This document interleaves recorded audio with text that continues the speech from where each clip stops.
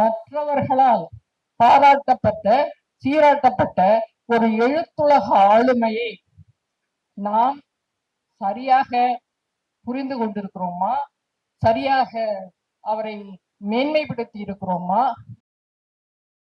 ஒரு எழுத்தாளர் அல்லது ஒரு தத்துவ ஞானியுடைய வேலை வந்துட்டு இந்த உலகம் எப்படி இருக்கிறது என்று இன்டர்பிரட் செய்தல்ல, இந்த உலகத்தை மாற்றி காட்டுவது. அதை என்ற அந்த அந்த அந்த அந்த கூற்று ராஜம் கிருஷ்ணன் அவர்களுக்கு மிகவும் பொருந்தும். ஆண்களால் ஏற்படுத்தப்பட்ட மதங்கள், மதம் சார்ந்த இலக்கியங்கள், புராணங்கள், இதிகாசங்கள் இன்ன பிற அவர்களுக்கு ஆதாரமாக இருந்து பெண்ணடிமைத்தனத்தை நியாயப்படுத்துபவர்களாகத்தான் இருந்தன. பெண்களுக்கு கொடுக்கப்பட்ட அந்த 3 வேலை, அதாவது குடும்பத்தை பார்த்துக் கொள்வது, பிள்ளை பெற்று தருவது, அந்த பிள்ளையை வளர்த்தெடுப்பது என்ற அந்த 3 வேலைகளையும் சற்றே ஒதுக்கி வைத்துவிட்டு இந்த சமுதாயம் எப்படி இருக்கிறது, பெண்களை எப்படி நடத்துகிறது, பெண்களுக்கு ஏன் இந்த இழிநிலை என்று அவர் உற்று பார்த்திருக்கிறார்.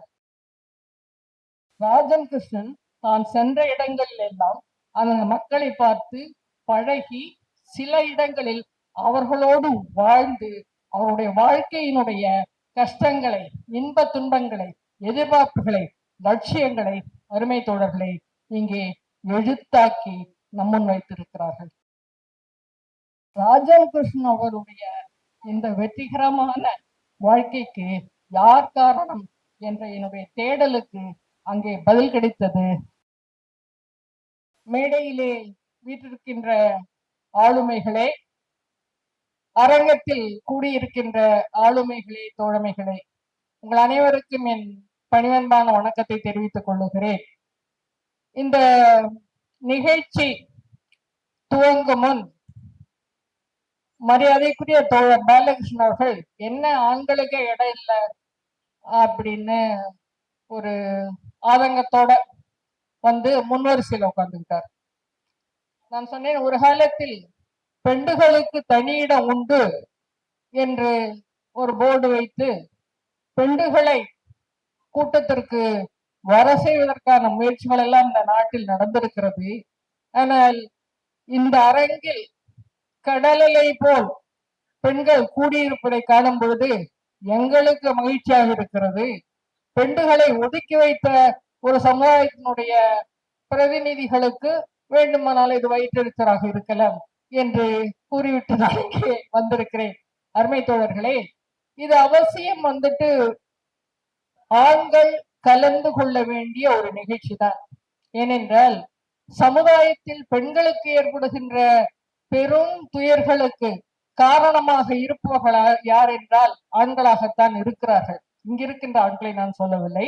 ஏனென்றால் இந்த சமுதாய கட்டமைப்பே ஒரு ஆணாதிக்க கட்டமைப்பு, ஒட்டுமொத்த சமுதாயமே ஒரு ஆதிக்க கட்டமைப்பு தான். அந்த ஆண் பெண் என்று பார்க்கும் பொழுது அது ஒரு ஆணாதிக்க கட்டமைப்பாக இருக்கிறது. ஏனென்றால் ஆண்களால் ஏற்படுத்தப்பட்ட மதங்கள், மதம் சார்ந்த இலக்கியங்கள், புராணங்கள், இதிகாசங்கள் இன்ன பிற அவர்களுக்கு ஆதாரமாக இருந்து பெண்ணடிமைத்தனத்தை நியாயப்படுத்துபவர்களாகத்தான் இருக்கின்றன. அப்படிப்பட்ட ஒரு சமூக சூழலில் தான் அருமை தோழர்களே 1925ஆம் ஆண்டு இந்தியா சுதந்திரம் அடைவதற்கு பின்னால் ஒரு சில சமூக சீர்திருத்த சட்டங்கள் வந்தாலும் கூட இந்தியா ஒரு சனாதன இந்தியாவாகத்தான் இருந்து கொண்டிருந்தது. அப்படிப்பட்ட ஒரு சமுதாயத்தில் 1925 ஒரு வைதீக குடும்பத்தில் பெண்ணாக பிறந்த நம்முடைய ஆளுமை ராஜம் கிருஷ்ணன் அவர்கள் எப்படிப்பட்ட துயரங்களை எல்லாம், எப்படிப்பட்ட அடக்குமுறைகளை எல்லாம் சந்தித்திருப்பார் என்பதை உங்களுடைய கற்பனைக்கே விட்டுவிடுகிறேன். அவருக்கு படிக்க கூட அனுமதி இல்லை. ஏனென்றால் அவருடைய திருமணம் 15வது வயதில், அதாவது 1940 அவருக்கு திருமணம் நடந்து விட்டது. அப்போ ராமர் இருக்கிற இடமே சொர்க்கம் அப்படின்ற மாதிரி கணவனை பின்பற்றி செல்ல வேண்டிய ஒரு கட்டாயத்தில் அவர் தள்ளப்பட்டிருக்கிறார். படிப்பறிவு போதுமானதாக இல்லை. பிறந்த இடத்திலிருந்து கணவர் எங்கெல்லாம் செல்லுகிறாரோ அங்கெல்லாம் செல்ல வேண்டிய ஒரு சூழ்நிலை. அப்படி சென்ற இடங்களில் எல்லாம் அருமை தோழர்களே அவர் இந்த சமுதாயத்தின் போக்கினை உற்று பார்த்திருக்கிறார். இங்கே குறிப்பிட்டதை போல பெண்களுக்கு கொடுக்கப்பட்ட அந்த 3 வேலை, அதாவது குடும்பத்தை பார்த்துக் கொள்வது, பிள்ளை பெற்று தருவது, அந்த பிள்ளையை வளர்த்தெடுப்பது என்ற அந்த 3 வேலைகளையும் சற்றே ஒதுக்கி வைத்துவிட்டு இந்த சமுதாயம் எப்படி இருக்கிறது, பெண்களை எப்படி நடத்துகிறது, பெண்களுக்கு ஏன் இந்த இழிநிலை என்று அவர் உற்று பார்த்திருக்கிறார். உற்று பார்த்ததை தன் சுய முயற்சியினாலே பல புத்தகங்களை படித்து அது தந்த அறிவினாலே அவர் எழுத்தாக்கினார். எழுத்து ஒரு சொல்வார்கள் கலைக்காகவே அப்படின்னு சொல்லி திரிகிற ஒரு கூட்டம் இருக்கிறது.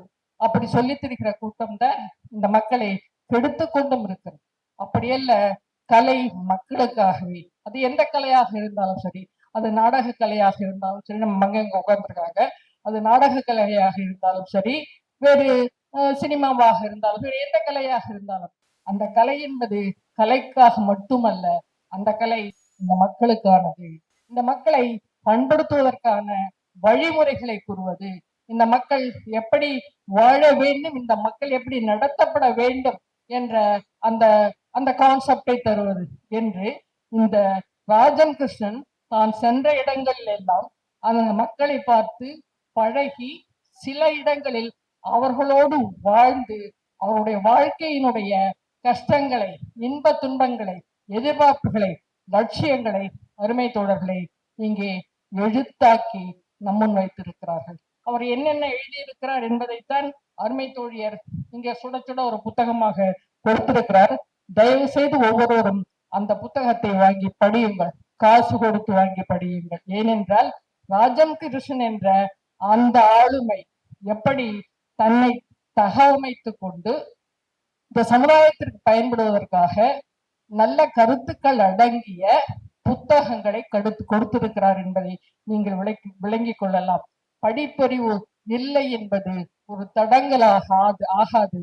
முயன்றால், முயற்சித்தால், ஆர்வம் இருந்தால், எண்ணம் இருந்தால் உங்களாலும் இப்படிப்பட்ட படைப்புகளை உருவாக்க முடியும் என்ற நம்பிக்கையை அவர் தந்திருக்கிறார். அருமை தோழியர்களே, எனக்கு முன்னாலே இங்கே பேசியவரை குறிப்பிட்டது போல ஏறத்தாழ 40 புதினங்கள், ஏராளமான கட்டுரைகள், மொழிபெயர்ப்புகள், வரலாறுகள் என்று எழுதி குவித்துள்ள அந்த ஆளுமை தான் வாழும் காலங்களில் போற்றப்பட்டாரா என்பது எனக்கு மிகப்பெரிய நான் அதை நம்முடைய டாக்டர் சாந்தியாவிட கூட பகிர்ந்து கொண்டேன். வாழும் காலங்களில் ஒரு கிட்டத்தட்ட 89 ஆண்டுகள் வாழ்ந்திருக்கிறார். சாகித்ய அகாடமி உட்பட பல பரிசுகளை அவர் பெற்றிருக்கிறார். பல முறை இவருடைய மேன்மையை உணர்ந்த சோவியத் ஒன்றியம் இவரை வரவழைத்து இவரை பாராட்டி சீராட்டி இருக்கிறது. ஆனால் அருமை தோழர்களே, அப்படி மற்றவர்களால் பாராட்டப்பட்ட சீராட்டப்பட்ட ஒரு எழுத்துலக ஆளுமையை நாம் சரியாக புரிந்து கொண்டிருக்கிறோமா? சரியாக அவரை மேன்மைப்படுத்தி இருக்கிறோமா? இங்கதான் தடுக்கி விழுந்தா சொல்லுவாங்க, வெள்ளி விழா, அவருக்கு வெள்ளி விழா, இவருக்கு வந்துட்டு வைர விழா, அவருக்கு பவள விழா, இவருக்கு டைமண்ட் விழா அப்படிலாம் சொல்றாங்க. ஆனால் இப்படி மக்களுக்காக, பெண்களுக்காக எழுதி குவித்த ஒரு ஆளுமையை, பெண் ஆளுமையை நாம் சரியாக புரிந்து கொண்டிருக்கிறோமா? சரியாக அவரை அடையாளம் காட்டி இருக்கிறோமா? அவரை கொண்டாடி இருக்கிறோமா என்ற கேள்வி என்னுள் எப்பொழுதுமே எழுதும். அருமை தோழியர்களே, சொல்லுவார்கள், ஒரு ஒரு எழுத்தாளர் அல்லது ஒரு தத்துவ ஞானியுடைய வேலையை வந்துட்டு இந்த உலகம் எப்படி இருக்கிறது என்று இன்டர்பிரட் செய்தல்ல, இந்த உலகத்தை மாற்றி காட்டுவது. அதை என்ற அந்த அந்த அந்த அந்த கூற்று ராஜம் கிருஷ்ணன் அவர்களுக்கு மிகவும் பொருந்தும். விதியின் பெயரால், கடவுளின் பெயரால், பழக்க வழக்கங்கள் என்ற பெயரால், தொன்மம் என்ற பெயரால் காலங்காலமாக ஒடுக்கப்பட்டு கொண்டிருக்கின்ற இந்த பெண்களை ஏன் இவர்கள் ஒடுக்கப்பட்டிருக்கிறார்கள் என்ற என்ற அந்த விளக்கம் மட்டும் தராமல் ஒடுக்கப்பட்டு கொண்டிருக்கின்ற இந்த பெண்கள் பொருளாதார ரீதியாக, அரசியல் ரீதியாக, பண்பாட்டு ரீதியாக மாற்றம் பெற வேண்டும். அந்த மாற்றத்திற்கு என்னுடைய எழுத்துக்கள் துணையாக நிற்க வேண்டும் என்ற ஒரு கோபாவேசத்தோடு அவர் எழுதியிருப்பதை நீங்கள் அந்த நூல்களில் பார்க்கலாம். அவர் எழுதிய முதலில் எழுதிய பெண் குரல் நூலாகட்டும், சாகித்ய அகாடமிக்காக சாகித்ய அகாடமி பரிசு என்ற வேருக்கு நீர் என்ற புத்தகமாகட்டும், குறிஞ்சித்தேன் என்ற புத்தகமாகட்டும், 40 புத்தகங்களை நீங்க வரிசையா பார்த்தீங்கன்னா அவருடைய ஆதங்கம், அவருடைய ஏக்கம் என்னவாக இருக்கிறது என்றால், பெண்களினுடைய இந்த இரண்டாம் தர நிலை, பெண்கள் ஆண்களை சார்ந்து மட்டுமே வாழ முடியும் என்ற அந்த போக்கு மாற்றப்பட வேண்டும் என்பதற்காக கொடுத்த உறக்க எழுப்பிய அவருடைய குரலாக இருக்கும். எனவே இங்கே ஏற்கனவே குறிப்பிட்டது போல அவர் எதை பற்றி எழுத நினைக்கிறாரோ அந்த அந்த அந்த பிரச்சனை நடக்கும் இடங்களுக்கு சென்று களத்தில் களம் எப்படி இருக்கிறது, அந்த களம் எப்படி இந்த ஆதிக்க சக்திகளால் பயன்படுத்தப்படுகிறது, அந்த களத்தில் இருக்கும் சாதாரண பாமர படிப்பறிவில்லாத மக்கள் எப்படி பாதிக்கப்படுகிறார்கள், அதற்கு தீர்வு என்னவாக இருக்க முடியும் என்பதை திட்டவட்டமாக தன்னுடைய அனைத்து நூல்களிலும் அவர் குறிப்பிட்டிருக்கிறார். தோழியர்களே, எனவே ராஜம் கிருஷ்ணனை நாம் கொண்டாடுவது என்பது இதோ ஒரு பெண்ணாலுமே நிறைய எழுதியிருக்காங்க, நிறைய எழுதிய பெண்கள் பலரும் உண்டு, உங்களுக்கு தெரியும். நிறைய எழுதிய பெண்கள் இந்த சமுதாயத்தில் பலரும் உண்டு. அவர்கள் எழுதியதெல்லாம் எப்படி சமைப்பது, எந்த சமையலுக்கு எப்படி உப்பு போடுவது, இந்த சமையல் யாருக்கெல்லாம் பிடிக்கும் என்று சமையல் குறிப்புகளாகவும், எப்படி அழகாக தோன்றுவது, எப்படி கணவனை கவருவது, எப்படி மற்றவர்கள் மத்தியில் நல்ல பெயர் எடுப்பது என்று ஒரு பெண்ணை பெண்ணாக பார்ப்பதற்கு வழிகாட்டிகளாக இருந்தார். ஆனால் அருமை தோழியர்களே, ராஜம் கிருஷ்ணன் மட்டும்தான் ஒரு பெண்ணை மனித பிறவியாக, ஆளுமை உடையவளாக, அவள் ஒரு மனுஷி, எல்லா உரிமைகளுக்கும் சலுகைகளுக்கும் சொந்தக்காரி. எனவே அவள் பெண் என்ற பெயரால், அவள் பெண்ணாக இருக்கிறாள் என்ற பெயரால் அவளுடைய உரிமைகளை மறுப்பதும் அவளை மதிக்க தவறுவதும் இந்த சமுதாயம் தொடர்ந்து செய்து கொண்டிருக்கின்ற குற்றம். எனவே அந்த குற்றங்கள் அகற்றப்பட வேண்டும். அந்த குற்றங்கள் அகற்றப்படுவதற்கான வழிமுறைகளை ஒவ்வொருவரும் தங்களால் என்ற வழிகளில் ஆற்ற வேண்டும் என்பதுதான் அவருடைய ஒட்டுமொத்த வாழ்க்கையின் செய்தியாக இருக்கிறது. அருமை தோழியர்களே, ராஜம் கிருஷ்ணனை பற்றி பேசும்போது நான் சற்று உணர்ச்சி வசப்படுவேன். ஏனென்றால் 76ஆம் ஆண்டு இந்த சென்னைக்கு வந்தேன்.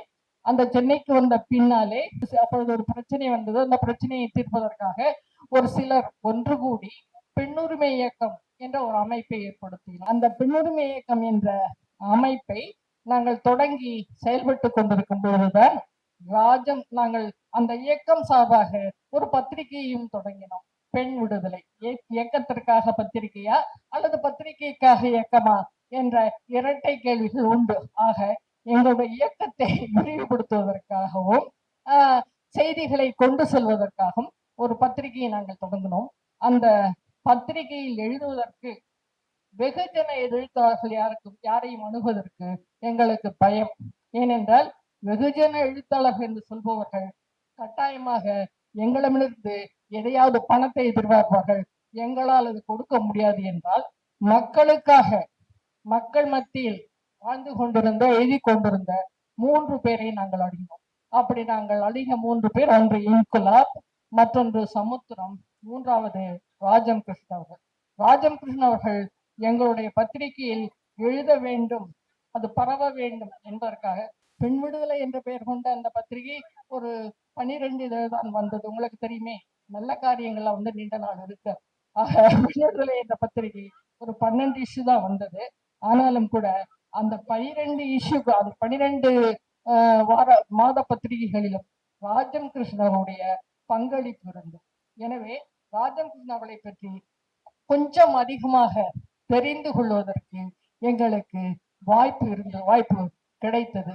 அதன் காரணமாக அவர் வீட்டுக்கு செல்வதும் அவர் எங்கள் வீட்டுக்கு வருவதும் என்று அந்த நிலையும் தொடர்ந்தது.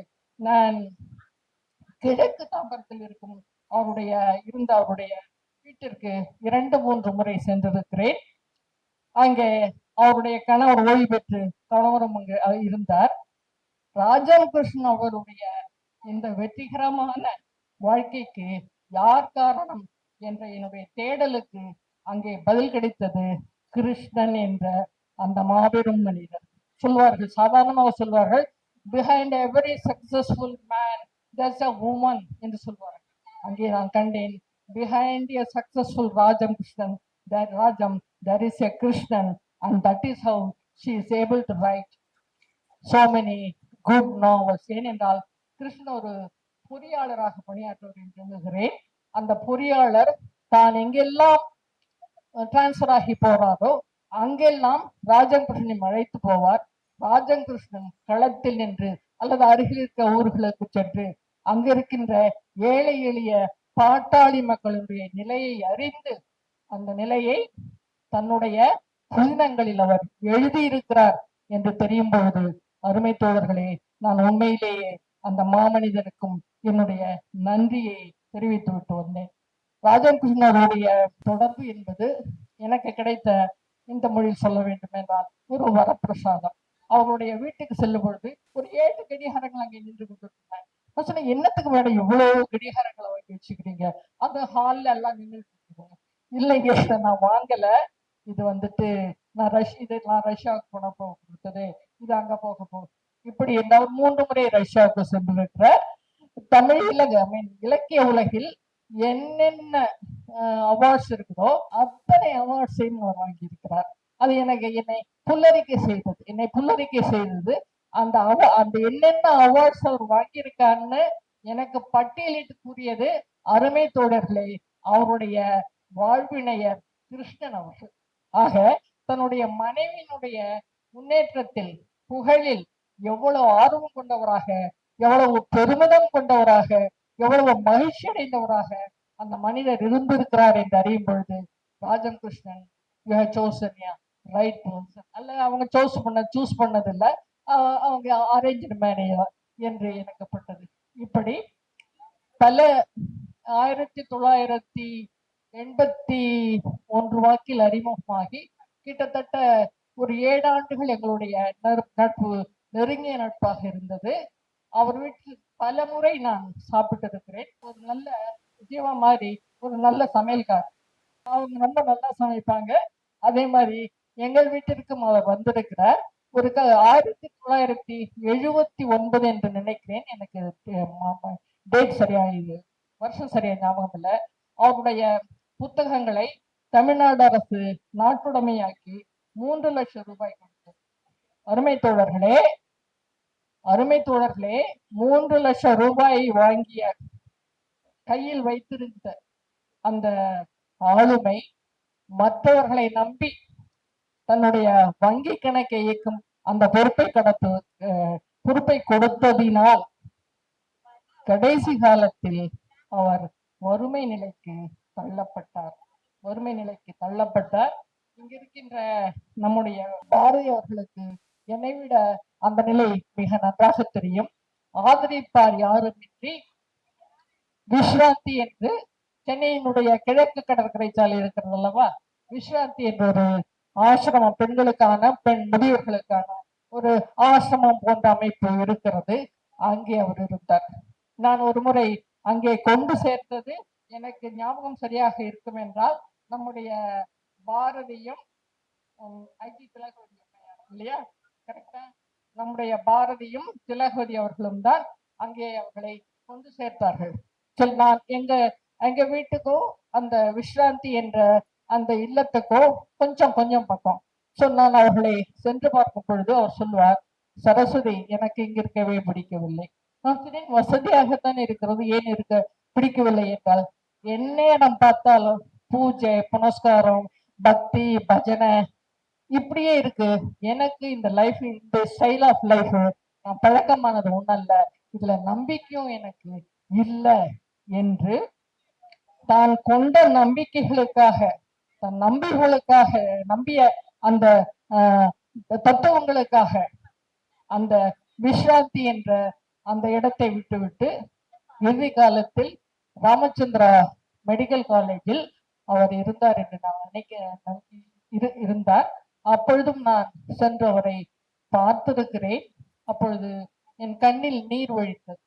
பெண்களுக்காக, பெண்களின் முன்னேற்றத்திற்காக எழுதி குவித்த அருமை ராஜம் அவர்கள் இப்படி யாருமற்ற அனாதை போல ஒரு ஒரு ஒரு மருத்துவமனையில் இருக்கிறாரே என்று நான் 2 முறை சென்றிருக்கிறேன்.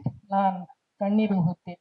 அப்பொழுது அவர் சொன்னா, அப்போ அங்க இருக்கிறவங்க சொன்னாங்க, அம்மா கண்ணையே திறக்கிறது இல்லம்மா, ஆனா நீங்க வந்து கூப்பிட்டதுமே கண்ணை திறந்து பாக்குறாங்க, ஆச்சரியமா இருக்கு அப்படின்னு சொன்னாங்க. அவருடைய கடைசி காலங்களில் தன்னை எரியூட்டும் அந்த உரிமையை கூட யாருக்கு அப்படி உரிமையூட்ட கூடியவர்கள் யாரும் அங்கே இல்லை. எனவே அந்த அந்த மருத்துவமனைக்கே ஆராய்ச்சிக்காக தன்னுடைய உடலை ஒப்படைத்தார் என்று நான் கருதுகிறேன். நான் கருதுகிறேன். அருமை தோழர்களே, உண்மையிலேயே நான் அழுதேன் என்றால் அது என்னுடைய அப்பா அம்மாவின் இறப்புக்கு அழுதேன், ராஜம் கிருஷ்ணனுடைய இறப்புக்கு நான் அழுதேன்.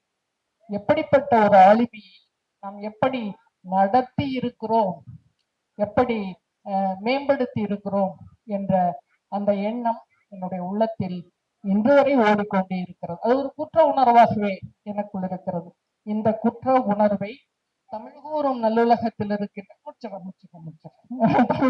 தமிழ்கூறும் நல்லுலகத்தில் இருக்கின்ற அனைவருக்கும் இருக்கும் என்று நான் கருதுகிறேன். அப்படி இருக்குமைன் இனியாவது இறந்த பின்னாலே ஒருவரை கொண்டாடாமல், பாரதிக்கு அப்படித்தான் நடந்தது, இறந்த பின்னாலே ஒருவரை கொண்டாடாமல் அவர்கள் உயிரோடு இருக்கும் பொழுதே அவருடைய சமூக பங்களிப்புக்காக, அவருடைய சமூக எண்ணங்களுக்காக கொண்டாட வேண்டும், கொண்டாடப்பட வேண்டும் என்ற உறுதிமொழி எடுத்தோமானால் அதுவே ராஜம் கிருஷ்ணனுடைய 100ஆண்டு விழாவிற்கு நாம் செய்கின்ற சிறிய நன்றியாக இருக்கும் என்று கூறி வாய்ப்பளித்தமைக்கு நன்றி கூறி விடைபெறுகிறேன். நன்றி, வணக்கம்.